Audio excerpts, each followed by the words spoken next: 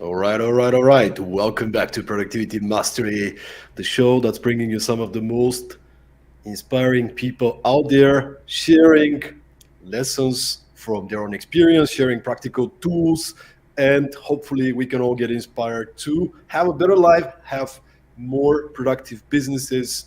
And I'm very, very careful about selecting my guests. We're actually getting a lot of nominations for guests, but they're going through a very curated process, and I'm very, very happy to have somebody from our community actually recommend Gene and my guest today and I, we had a conversation like a month ago. About, yeah. Was it a month, maybe 2 months, Gene?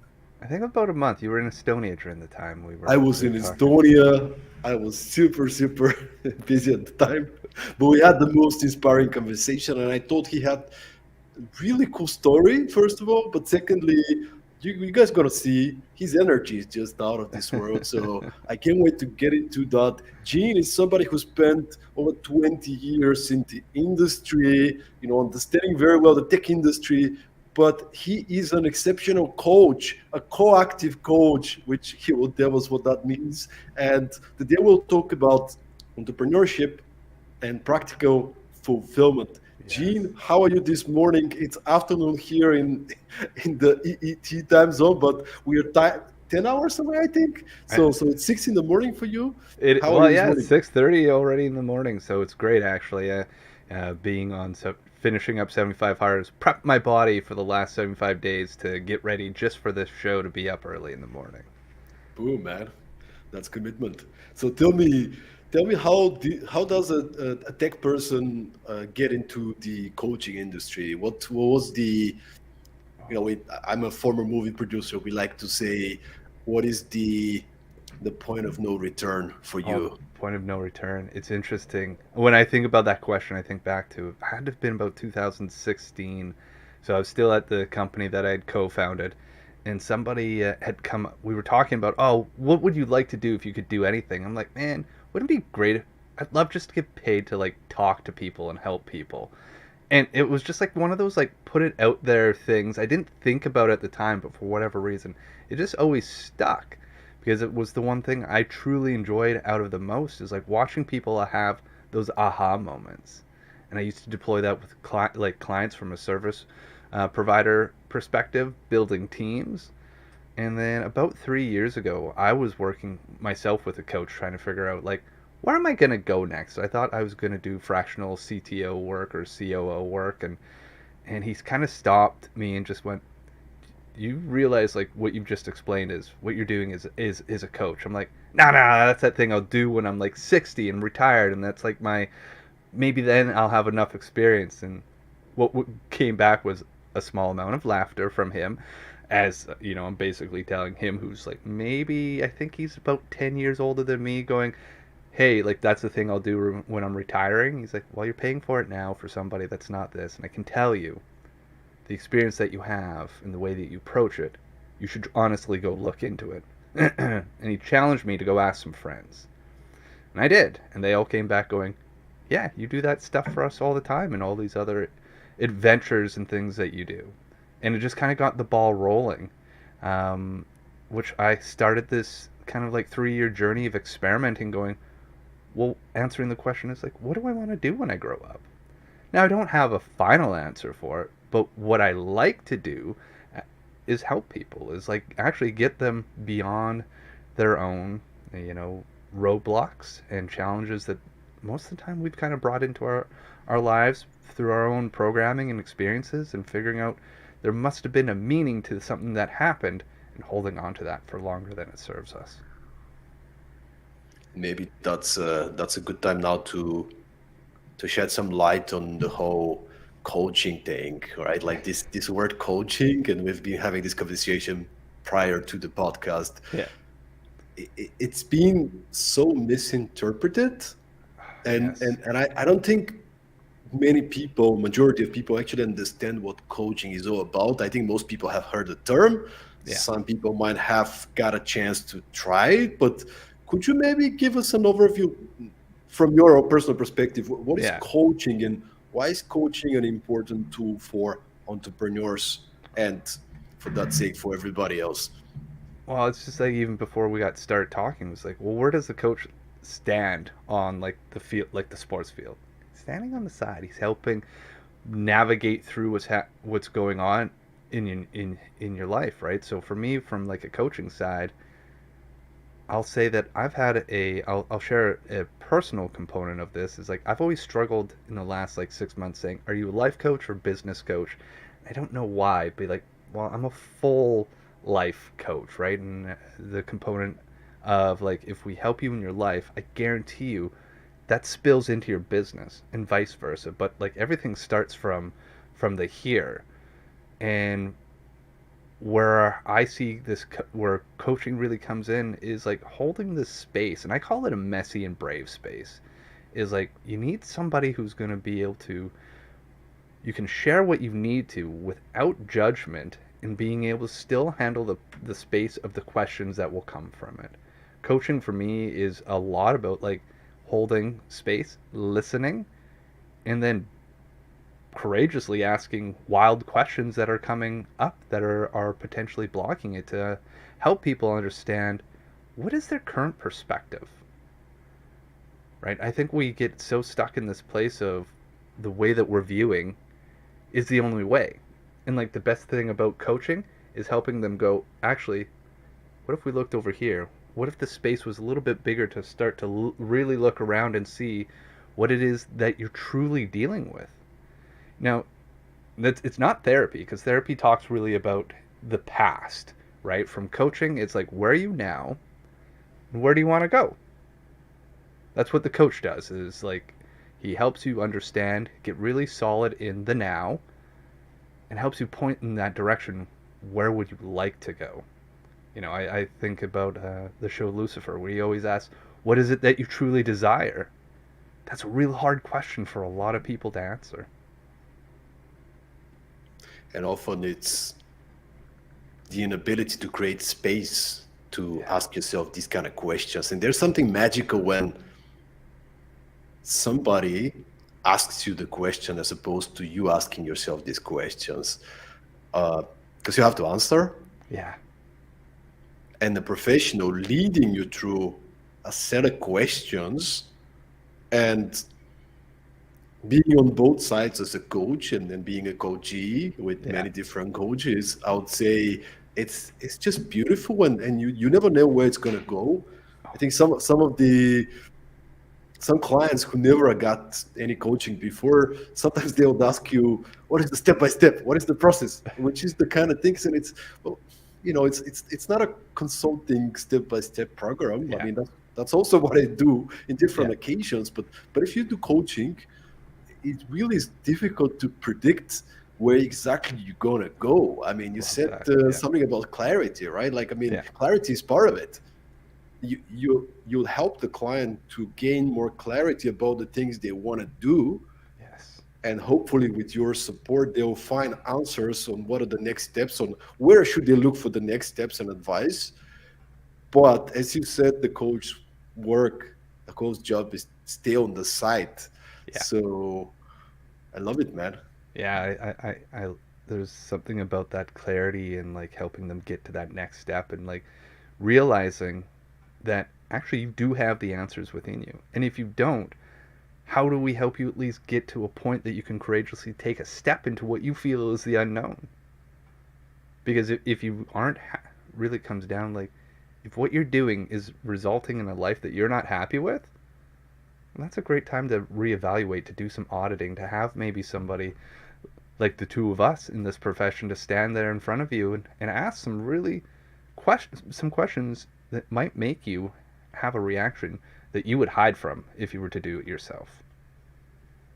I think that's that power as well, is that messy and brave space. It's like when you see somebody just like kind of flinch a little bit and you call it and be like, what happened there? It looked like I just punched you. It's like, oh, what's happening below your neck is one of my favorite questions for a lot of entrepreneurs. So a lot of people are stuck up here, but then what's happening down below? What a great question, man. And I wonder, when was the first time you started getting interested in the in leadership, in personal development. And I listened to a podcast that you did, another podcast when I was preparing for this one, and you mentioned Jim Rohn and like Yeah. when was the first time you started getting interested? And then can you maybe lead us through who are some of the biggest influencers, Yeah. Jim Rohn and who else that led you to the place where you are today? Interesting.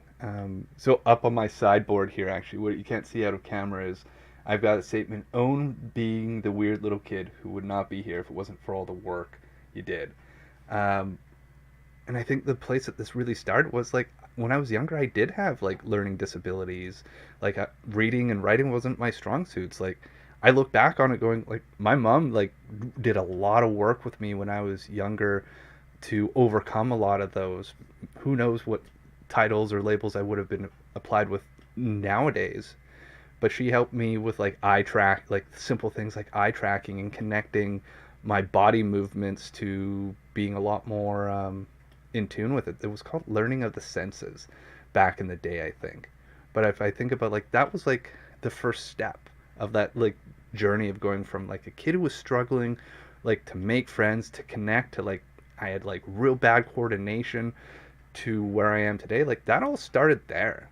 And then there's like these little milestones. So that would have been like school time, you know, early elementary to high school, you know, ending being I think in the top 10 of my high school, you know, dean's list in university, like wildly overcame those learning challenges. And then just kept applying it. In my 20s, it was just like, all right, well, it's funny, but like, how do I talk to girls? I didn't know how to. So I like went and devoured everything I could about learning how to hold conversations, about starting conversations.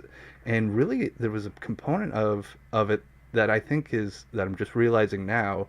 It's like this was always pulling the story back about going, just because you failed doesn't make you a failure. Go learn, go devour more learning and practically apply it too, because there's the so that was in my 20s, was like answering the question, how do I talk to girls? And what came from that actually was a lot of discovery around. That's when I first like found like Tony Robbins and Jim Rohn and those types. What I learned through all that was like, how can you set who you want to be? How can you start to work towards who that person is? And how do you continually refine what those questions are, or what that big vision is? And then that kind of followed me through. Like there's been a lot of, you know, a lot of following. Like uh, oh my lord, he's totally slipped my mind now. He's a Scottish guy. The Don't Give a Fuck author. Oh my god, I'm so sorry, I forgot your name. I listen to his podcast all the time. But it's just like all throughout life there's been these little spots of like milestones of going, what's the next big step? And I look at it on the comparing it to the last 3 years of experimenting. I think each one of those milestones where I find the next kind of like sage or guru or like person that I'm like, oh, he's got some great questions, or they've got some great questions, that really starts to make me think about things and like rework things. Like those are all starts of some real big experimenting phases, which then I apply, and then another decade goes by, and it's time to be open to learning to something new. So I think wildly winded way of answering.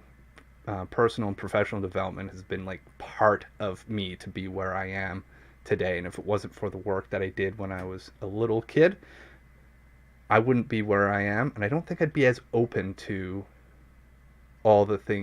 being as malleable as I think I try to find myself to be. I love that you mentioned the phrase "great questions."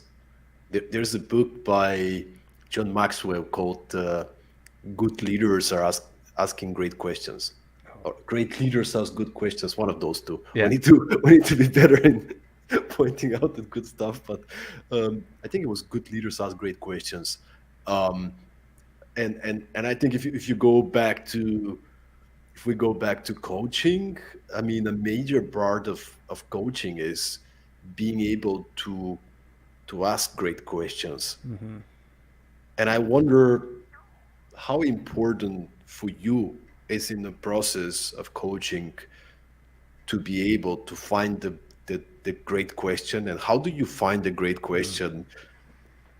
yeah. So I trust my intuition. So part, asked earlier about the coactive part. It's part of a training program through Coactive Training Institute. But a big part of that is like just trusting the intuition. Being, I use a metaphor of like reminding myself to be the conduit and not the filter. So the filter's taking things out, trying to find the right things, where the conduit is just all the energy coming out, and trusting that the right question is in there, right? Because I will never know. I can't prescribe what's going to happen in each session because I don't know what the client's going to bring to each session, right? Sometimes we may be doing a victory lap. Sometimes we may be talking about some real serious things that will result in like tears and frustration and getting to that other side. And if I were to walk into each one of those going, today's question is going to be, I wouldn't be in service to them, I'd be in service to me. So I think a great question comes from that place of letting it flow out in service to them, not to be like, oh, am I creating the best questions in the room? Like, no, but am I willing to go farm for them and let them come out and see what happens and then get a gauge reaction from that? I think there's to bottom line it. It's like trust your gut. The best question comes out in that moment with that person or people. And if we turn it around, because there's actually many entrepreneurs, many founders, business leaders listening to this podcast, and you have a lot of experience first from the tech industry, Yeah. but then as a coach as well. And I wonder, what are some of the questions that are not really supporting entrepreneurs, but you keep seeing them asking themselves? Oh, so this is one that I got from somewhere else, but it stands true. Is how can this be easier? How can what is happening in this moment be easier? And that's one question that I ask a lot of my clients as an inquiry for them to sit with sometimes when they're like, I don't know what's happening. Is like, journal on that. Explore what that question means in that moment. Because I almost guarantee that you've overcomplicated whatever it is you're doing. How can you strip this back? What is it at its core? What is actually important here today? If you could only do one thing, what is that one thing today? And sometimes when you ask, what is that one thing, and you watch them like get all squirrely, it's like, yeah, that's it.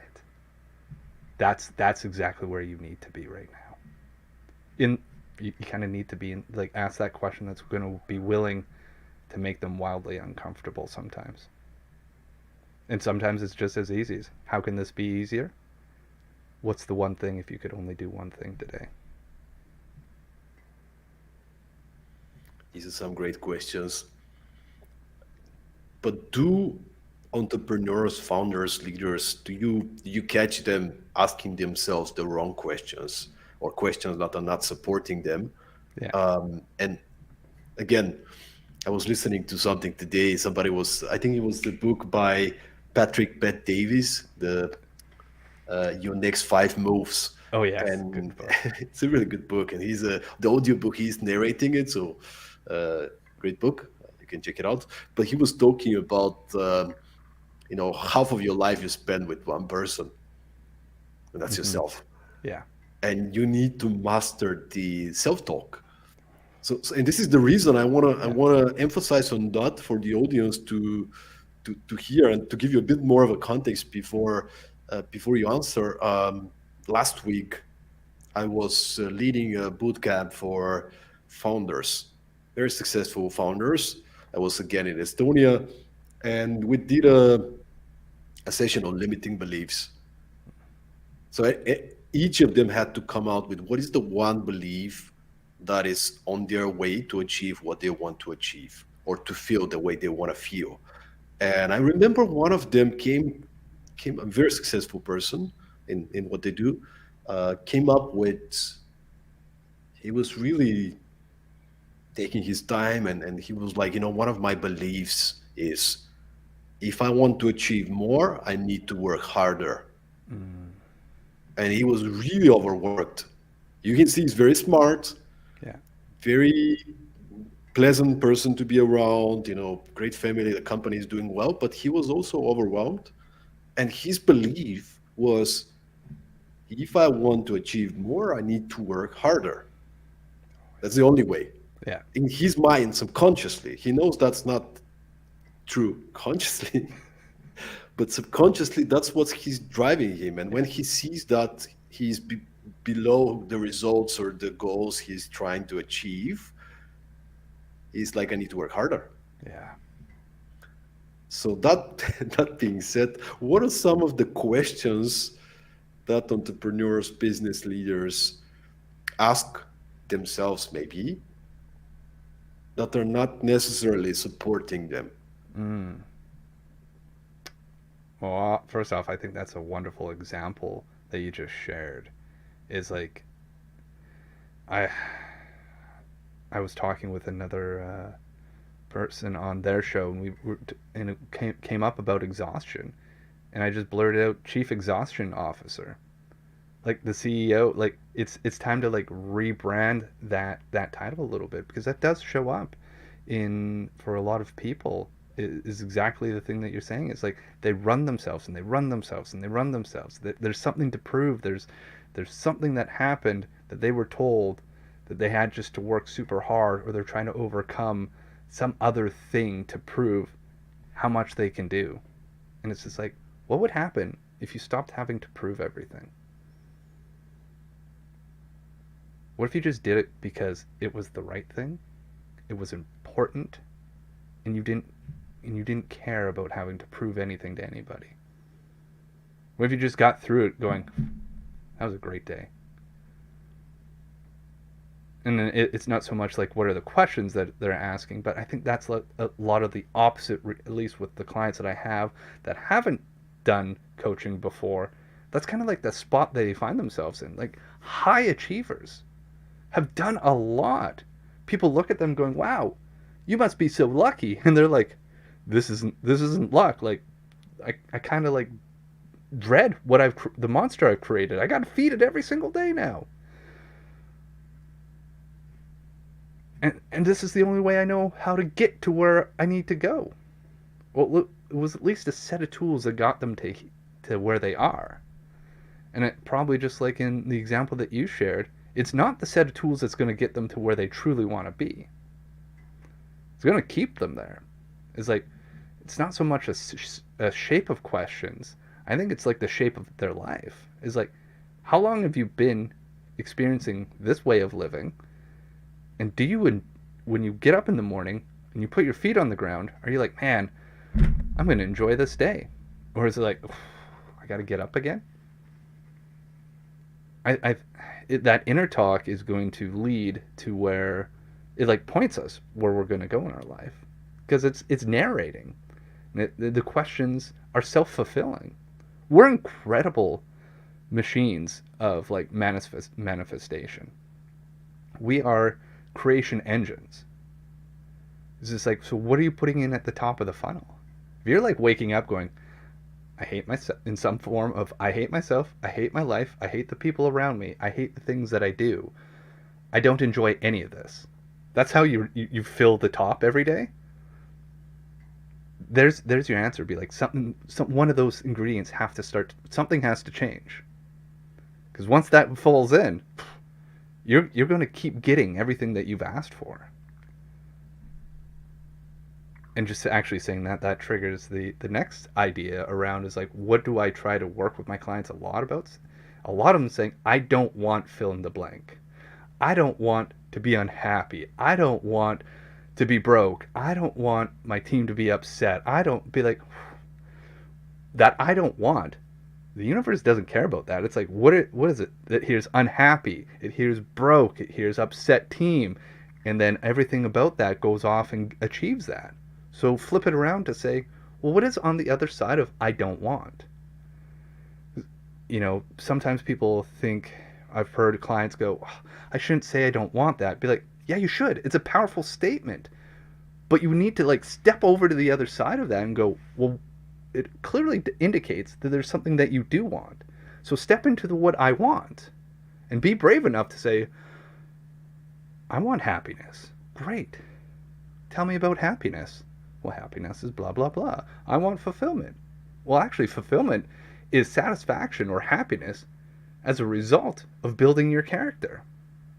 So how then do you apply that fulfillment to all these other places? How do you apply fulfillment to flipping the script of the I don't wants? I don't need this. Well, what do you need? Stop. You know, I guess my one gift to each of you that are listening, if you're finding you're saying a whole lot in your mornings and starting your days going, I don't want to do this meeting. I shouldn't have to do this. Well, what's on the other? What's the positive of that? What's the productive side of that? What's the practical side of that? Is like, ask for what you do want. Ask for what you do need. Because you are listening. At the end of the day, you are listening. It doesn't matter who you say it to. Like Stoyan says, like you're with yourself all the time. And if you're going to talk shit about yourself, you're going to deliver. But if you want to find what fulfillment and happiness is, you got to change your story. It's going to take some time, and it's going to be worth the work. You know, it's funny. A few days ago, I told you, Jane, I've been traveling quite hectically in a good way, right? But at some point, it's been crazy. I had 32 flights since October the 3rd. Oh wow! Across Europe, doing my thing, being fully engaged, meeting people. Yeah. I'm very extroverted, so it's been a very productive, very fulfilling time, also very tiring. And then I came home last week. What happens? Paperwork. You know, like, I had to do all the accounting, all the follow-ups, and I'm very extroverted. This is not the thing that I'm usually looking forward to. Right. And then I started doing my lists. I'm a big guy on lists, like, you know, organizing your day, managing your time. You first have to capture it, organize it. And I would usually say, get done your accounting or complete your paperwork. But I was like, you know what? Do your awesome accounting in a fun way and enjoy it, like something like that. You know, I started setting objectives and outcomes, which were a little bit more fun, a little bit more kind of making me smile. So what can I do to actually enjoy my accounting? Well, I'll play some Christmas music in the background. I'll make myself a cup of cocoa, and I love the phrase practical fulfillment, right? Because we talk about the inner game, but we both know entrepreneurship is actually really hard. If you want to achieve something really, you know, we can talk about, you got to talk to, look, it's hard. It is really hard. There's periods, it might be a week, a month, 2 months. You just need to push it through, especially early on, the first few years. It's, hey, you got to work really hard. Let's agree on that. But 100%. But while you do that, you also want to make your life more easy, more joyful, and more fun. Yeah, yes to all that. Is like working hard is actually good for us, and working towards something that we enjoy is really great for us. It's like you can put those two things together. Like hard work doesn't have to just be the grind that turns you into dust. Be like, hard work can still be fulfilling. Hard work can be will be tiring. It will be, but you'll still be like, man, I get to get up and do this again. And like you can find the way, like you just said, you can make your bookkeeping fun by changing your environment or changing how you're approaching it and breaking it off into little chunks, and be like, man, what's the consequences for this? Like consequences isn't about punishment. It's just like, well, like I want to feel great about that. So that's a consequence that you're going to build into it. Like, how do I get this consequence? How do I get the enjoyment? How do I get the fun out of all of this? Even if it's bookkeeping or sending invoices or follow-up emails, like they're not the highlights, but they're important too. I love it, man. Tell me about this. I already mentioned the phrase, but practical fulfillment. What does that mean?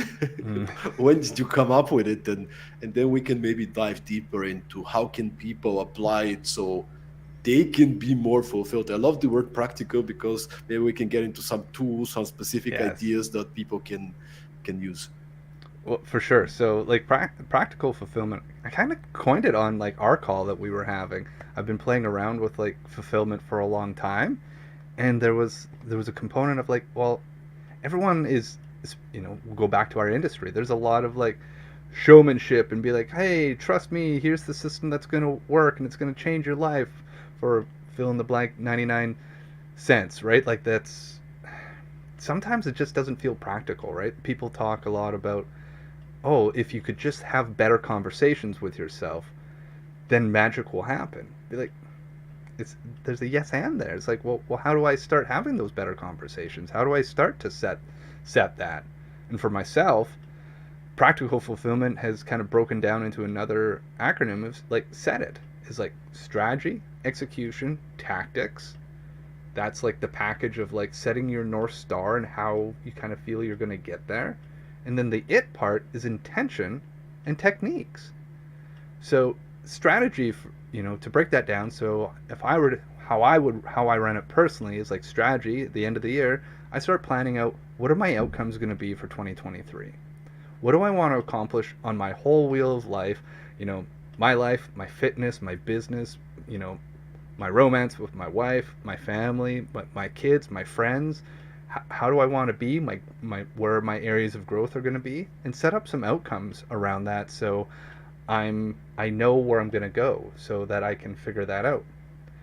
That's like kind of like a year Do maybe. you do you do you like set a half a day, get a cup of coffee? Like really, what do you Do, specifically do to make this process? so for like the last little while, I've been just like collecting like where it is that I think I want to be in contrast to what I've done. So trying not to get too carried away, but like keep a little like journal or whiteboard beside you or stickies of like what could be that next exciting thing to be working on. And then yeah, I'll spend like usually I would say probably like half a day to like a day spread out over a couple of them of like going through each of those categories that I just described, saying like where do I want to go and kind of like who do I want to be in those roles, right? Like strategy for me is evolved now to be like not only is like is it's the destination, but like what values are going to shine because I'm working towards this outcome. And then like what qualities or like what roles in my life does this fulfill, right? So and that usually ties into the emotions. So it's like for strategy, it's like where do I want to go?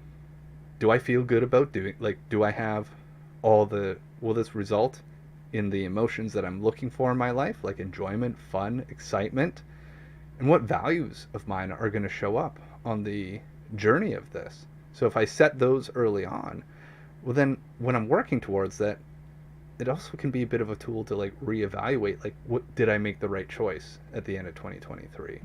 So I kind of go through that. I used to use I'm pretty I like Tony Robbins like OPA system. It's like outcomes, purposes, and actions, right? Because then I've got my outcomes with the purpose that states why do you want to do this. I think that's an important piece of that each setting goal too, right? It's not just like build a $10 million business. It's like why do I want to do this? It's like it's in relation to the journey of who I get to become while building that. And then there's all the little actions that go on day to day that you can align to it. So that's strategy. So that's like that bigger North Star picture. Execution is like taking a slice of that, going, this is what I'm going to focus on this month, or maybe this week, or over the next quarter. Like, here's the bundle that I'm going to work towards. And like setting that up, building your schedule around that. Because I'm a big believer of time blocking. It's like if you don't put it in your calendar, you're like, I'll deal with it. I'll make time for it. Be like, no, you won't. It's like the same thing as saying, oh, I'll invest or I'll put money aside into my savings at the end of the month when there's no money. It's like the same thing with time. It's like if you have 24 hours, you will find a way to spend those 24 hours. A task will take as long as you give it. That's just kind of like how it works 99% of the time. So if you start with that execution saying, here's how I'm going to block my time out every week to go through that. And here's how if I'm going to create 12 outcomes, the reality is I can't get to them all every day, but if I create the executions block around it going, I'm going to focus on 5 of them to wildly move the needle on them, I can then set myself up for that month, for that quarter. And then the tactics comes down to the actions. Tactics are like the day to day. It's like, what am I going to tackle towards this? How am I going to stay true to my time blocking? And what am I going to be doing towards that? Am I doing the right things? Asking myself, what is it that I want? How can this be easier? Like what needs to shift to still hold this outcome as important today? Especially when I sit down to go do a work, is like, what outcome is this driving me towards? None? Oh, maybe I should reevaluate. Be like, maybe that's that's obviously not the right action for this time block. It's like, put that back on the backlog and pull something out that will actually move us towards the outcome for that time block to get traction. And then earlier when I talked about the intentions and techniques, well, I think that intention comes down to, my intention is to respect my time block. The intention is to explore the values that I want to find and explore more for accomplishing this outcome. And the tactics is just how I go about doing it. Am I open to learning? Am I keeping kind of that learn, try, debrief cycle going through all the things that I'm working on? So that inherently, if I'm always improving my tactics, the rest of it is going to pull up. But I'm doing it in a direction that I've chosen, not just wildly or randomly. I love the systemic approach, man. I think that's one of the things that I had to realize in my 20s, because prior to that, my understanding was, what are these magical tools or strategies? And if I start doing them, then I'm going to be completely happy and successful. Yeah. And then you kind of realize, well, you're never gonna be 100% somewhere, right? Like, Yeah. life is a lot more nuanced, Oh, big but time. you can increase the probability to be in a good space. And I really believe in the holistic approach, Yeah. in terms of, well, what do you do when you wake up? What do you listen to? Yeah. Who are the people in your life? What do you eat? How do you spend your time? Do you set goals? Yeah. Do you listen to podcasts, to inspiring music? What books do you read? How do you spend your time? Do you actually try to find the jokes and the fun and the enjoyment in everything? Like, it's Yeah. it's it's a commitment.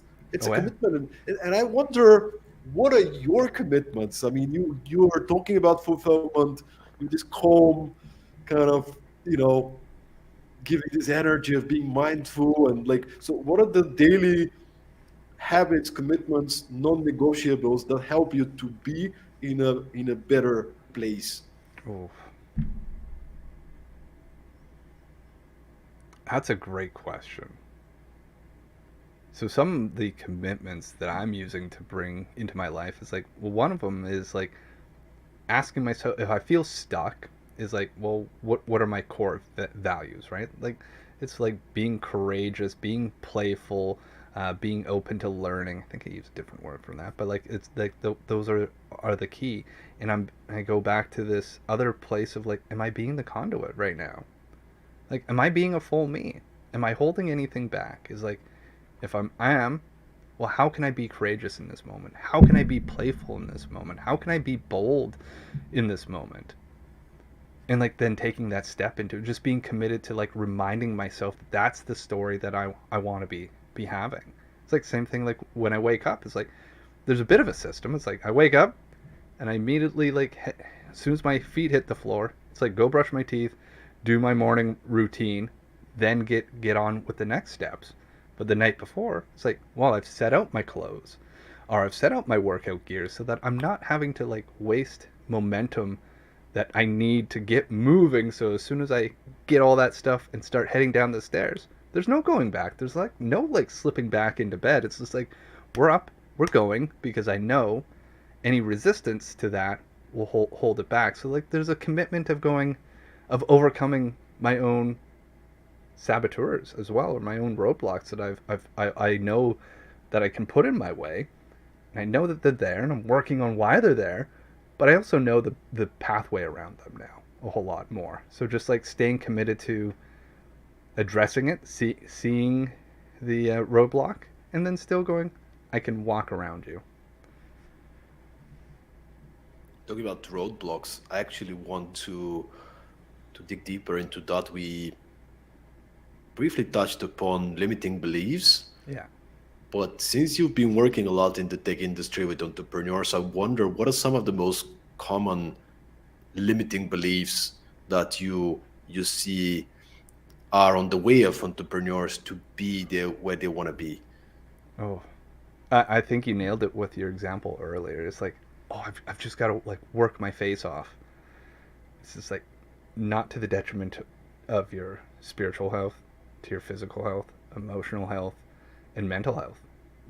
You don't, you shouldn't. Like I know exactly. Unfortunately, there's too many examples right now in this last year of what happens when all those things aren't taken seriously. And it's highly, highly unfortunate. It is like picking the game to be an entrepreneur is like you said it earlier. It's really hard. It is really hard. It's like you're choosing to get punched in the face every morning. Basically, business life is going to be like, boom, you still want to be here? Get up, shake it off. Yep. Cool. There you go. Get in. But I think there's the biggest challenge I see is like it's either when we get to it, like people are fighting against growth versus freedom, thinking that it's one or the other. And I think that ties right back to that exertion of being the Chief Exhaustion Officer as well. Is like you're just going and going and going and be like, I gotta work harder. I gotta prove all these things. Here's, depending on whatever like business community that you're in, there's probably some pomp and pageantry to like showing who's got the biggest and brightest startup that's going on, regardless of like what's falling apart at home, what's falling apart, in your private world. And that all that shit is gonna spill out at some time. Trust me, it is. It's not worth pretending that those things aren't important. Your health on all spectrum is important. Find a way to be able to do the hard work and not have it at the expense of everything else.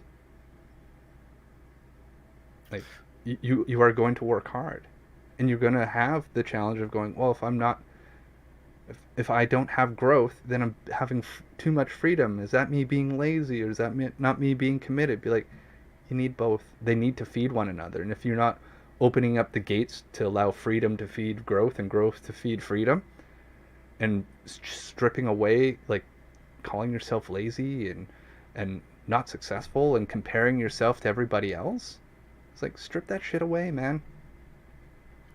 Yeah, and Like, again, it's hard, right? Because where is the measure?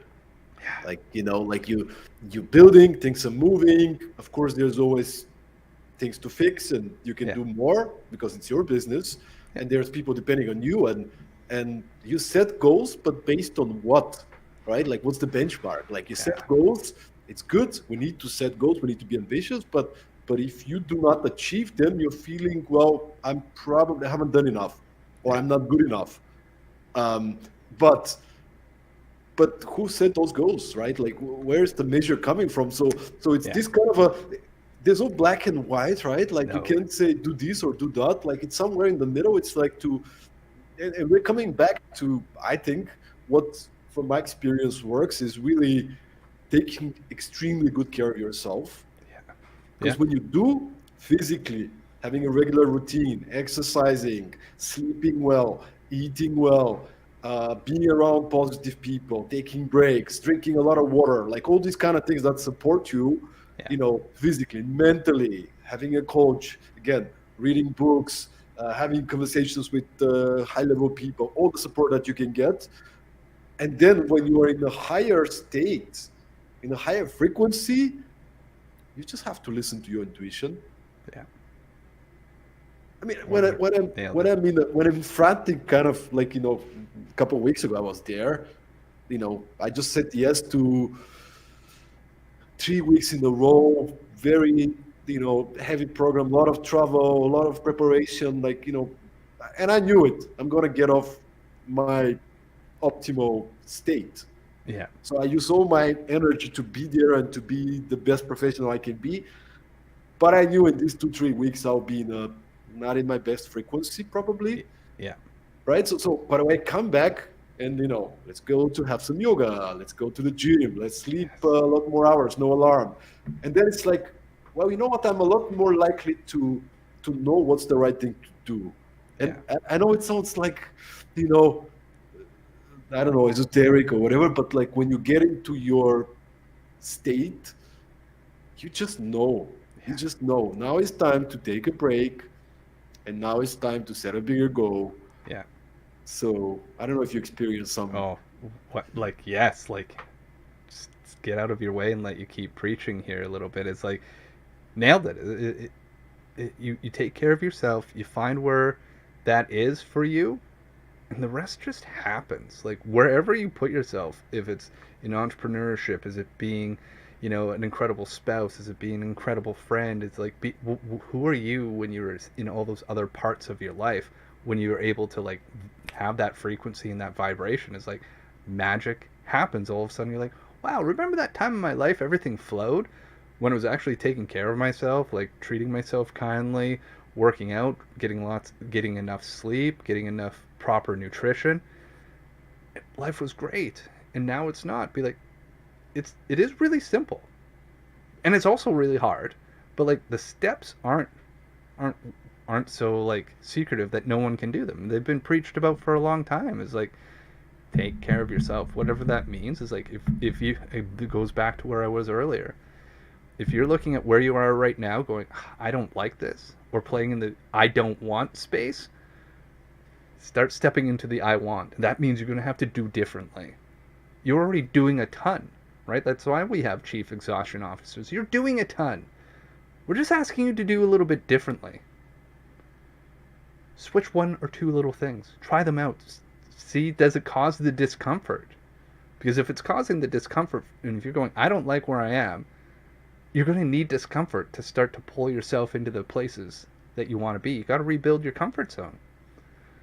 And like if you're doing something like, I don't really want to eat all this like healthy food.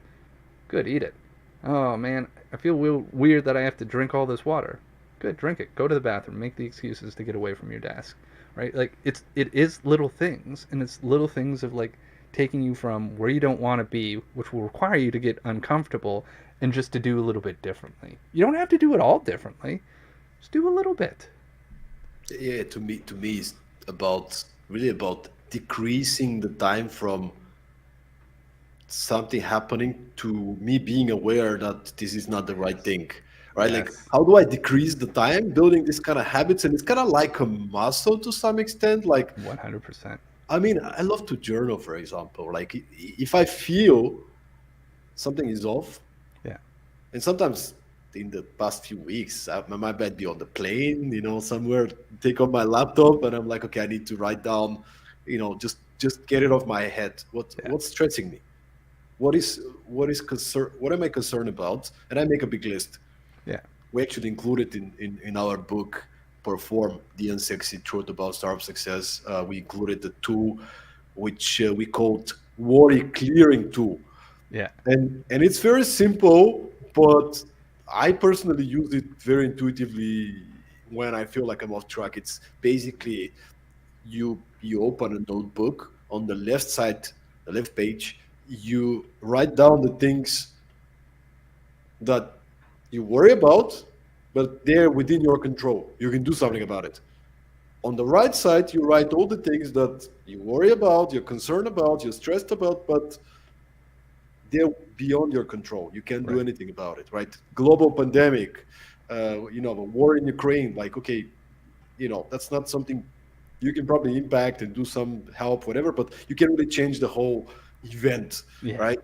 So I can't control somebody in your family passed away, sad, but you Yeah. can't really control this event. Right. So you have this list of things, and just by the fact that you put them down, you're already feeling calmer. But then Hmm. the second part is, let me try to be a little bit more logical here, right? Let's try to practical fulfillment. Let me try to practically look at them. Well, the things that I can control, what can I do? What could I do? Yes. Well, maybe I can send an email to this person and get an introduction. Maybe I can do my accounting and write my accountant. I'm going to be late, right? What is it that I can do? Yeah. And maybe I don't know the answers. Who can I ask? Right. Right? Like, so, okay. Then you go on the other page, right? What are the things that I cannot control? And then you have to ask yourself a better question. Yes. Like, not why is it happening to me, right? But but maybe what's good about it? Yes. What can I What learn from this? Like, what can I learn from this? right? What?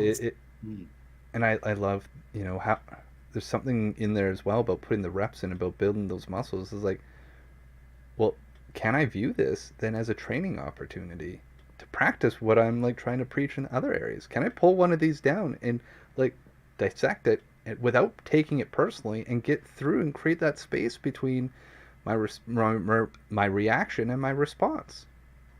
Can I be okay with the reaction that I have? What am I feeling? What's happening below my neck when I pull one of these worries off the list that I have no control over?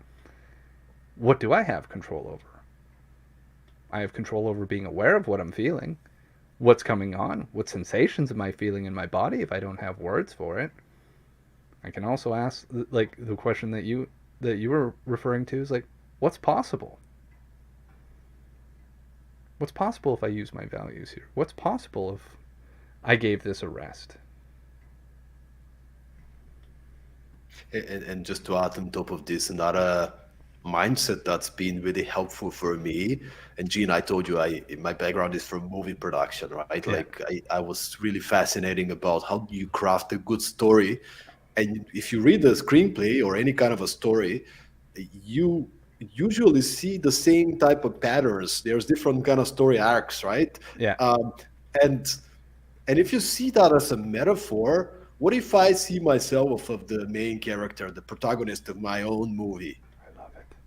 right? Like, and any great movie means the main character is going to be going through a lot of struggles, and that's making the story interesting, right? Yeah. They have this big ambition. Maybe at the beginning they don't, but something hits them, Yes. and now at some point they find a mentor. The hero's journey I was about to say book, you're right? But preaching the hero's journey here, big time, man. But no, like a lot of books. But the thing is the perspective, man. yeah, And I want you, if you're listening right now, and if you're maybe having a really bad moment, a bad week, something really difficult happened in your life, just try and think about it. Where am I on this story arc? I Right? like that. Like everybody's going to have ups and downs. Maybe now you're in the lower part of your story, but that means that there's only upward, right? Or maybe a Yes. little bit more down before you go up. But get the sense of Yeah. perspective. You have a bad week, fine. Entrepreneurs out there. Yes, maybe the investor said no last minute. You already have the term sheet, and they pull out, and you don't know how to pay the salaries for your employees in a month. Yeah. Well, that's not nice. But again, you did your best Yeah. with the circumstances, with the context of what's happening. Just move on, see what you can control, Yes. and evaluate what is it that you're worrying about that you cannot control, and just be practical. I love how pulling that hero's journey in to be like, the struggle? The struggle is the hook to your story. This is the thing that somebody else will eventually see and go, he got through this? Is it possible? Like, you're crafting a beautiful, like, think about, I love that idea of like your life's a movie, And you're going to have those downsides. You got called to action to be an entrepreneur or leader or wherever it took you to be out of your comfort zone. And part of accepting that call is like you have to go down. It'd be like you are back at being the beginning of learning something on your way to mastery. So part of that learning can feel really uncomfortable and painful at times when you're making a shift to heed that call to action. And watching the hero's journey is like you're going to meet multiple guides along the way. Here's two of us today sharing with it. Be like, we've been in the trenches, we've been in the shit, and we've come through it. And I know we'll do it again. There'll be another call, and there'll be the loop will restart again. And it'll be just as uncomfortable and unpleasant as it was the previous time.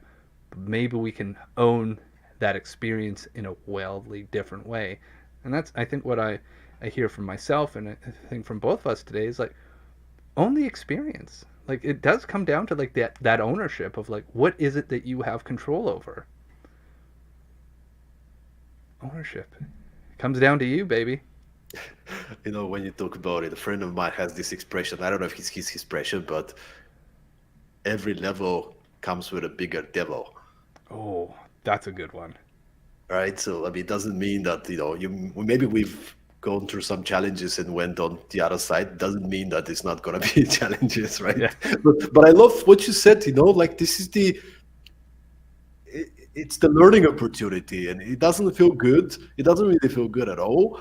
But next time you're faced with something and you really screw up, that's fine. A friend of mine, I remember once I was really down. I went through a very difficult period. He calls me and I'm completely smashed, right? Like mentally, and like, oh man. And he's like, dude, this is the price you're paying. This is your tuition to live the life that you desire to live. Yeah. It's okay. Yeah. That's fine. See the learning, see the lessons, move on, man. I'm with you. And I'm like, man, that is it. And now, Gene, you're a speaker, you're a coach. Yeah. Every time you screw up something, it's like, yeah, what a great story I have for my seminars and workshops. Oh man, this year that has happened so much this year. We had, not to get into the wild details, but there was some challenges earlier in 2022 this year, and after like being upset about it, I turned to my wife, and it was just like that. I'm like, man, this is gonna make a great TED Talk one day, and I just kind of laughed, and maybe that's like putting it out there again, just like, oh, I'd love to get paid to talk. Be like, all these little stories that show up is like, do remember them, because like they're gonna be somebody else's guide to their next journey. Be like, it may have sucked writing that, but that story is going to help somebody if you're willing to share it. And I guarantee you, even if you don't get any likes or comments on wherever you're sharing that is, somebody's listening and it's going to matter. And they're going to be like, wow, because you openly shared that with me, it changed the trajectory of where I was going to go, or the choice I was going to make. I thought I was alone. You're not. We're all going through this stuff. Whatever you're going through is a unique experience, but the feelings of being in that trenches, of feeling like you're broken, like you just can't do anymore, been there numerous times. I'm still here. And I hope all of you will continue to be still here too, going, this is worth it. This is, if you've got a worthy goal, all that stuff will be worth it. And it will be okay. Beautiful, Jane. And maybe as a final question, can you maybe just there's many entrepreneurs, founders listening. What would be your message to the high achievers out there when it comes to practical fulfillment? Ooh, the high achievers. To the high achievers, if you resonate with the Chief Exhaustion Officer, retire from that role. You can retire from the exhaustion, and you can do it all a little bit differently next year. And I'm going to pull in Stoney, and you shared about what's the measurement, man? What's your measurement? Who are you measuring against? If it's not the person in the mirror, or it's not the person that was yesterday that you were, none of that else matters. If you can just be a little bit better than you were yesterday in towards your goals, or in towards your 3 years of experimenting like I've just got out of, it's like all of that will make you happier. All that will be in that path of fulfillment, which is still the result of fully developing your abilities and your character. What I are love you it. taking from today that goes, I am fully developing my abilities and character? You've got this. I know you do. If you're listening to this and you're doing the work already, you've got this. And it can be a lot more fun if it's not fun right now. And even if you're not a little bit better today than you were yesterday, that's probably the best learning opportunity. Yeah. You're probably in the lower part of your movie, so it's gonna get better. So Well, yeah, I guess that's a great measurement too. Be like, man, this feels tougher than yesterday. Well, we know what side of that track you're on right now. You're building a great story. no, and for the lazy people out there, that's not an excuse. Put yourself together. You've been there for 2 years, so yeah, go get some work done. So I think that maybe that's a great component of that is like, don't get stuck there. Like, you're going to be there, but you don't live there. You're passing through. Like, and if you've been there for a while, hi, reach out to either of us. We'll help you. Like, you don't live there. That's not where you put roots. That's where you go. You get the journey. You go to the boot camp, and you go on. action, man. I love Yeah, it. Gene, where could people find you, get in touch, sure. and if they want to potentially work with you, what could be the best way to get in touch? Yeah, so you can find I spend a lot of my time online on LinkedIn, so just Jean Bernier at on LinkedIn, or you can go to Pealed Back, so that's PealedBack.com, and you can find more information. And let's jump on a call and have a conversation. That's where everything starts. Gene, thanks so much for being with me today, for being with us, and to any person who's been here more than 60 minutes following the podcast, make sure to say hello on LinkedIn, on Instagram, send us an email, let us know what you think. And as Gene said previously, what's the one idea that you took out of this podcast? Try and think of the one insight that you can turn into action. Hashtag practical fulfillment. I mean, at the Yes. end of the day, it's about action. So hopefully you guys enjoy this episode, and we'll see you back again for the next episode of Productivity Mastery. Thanks so much for having me on today. Cheers, brother.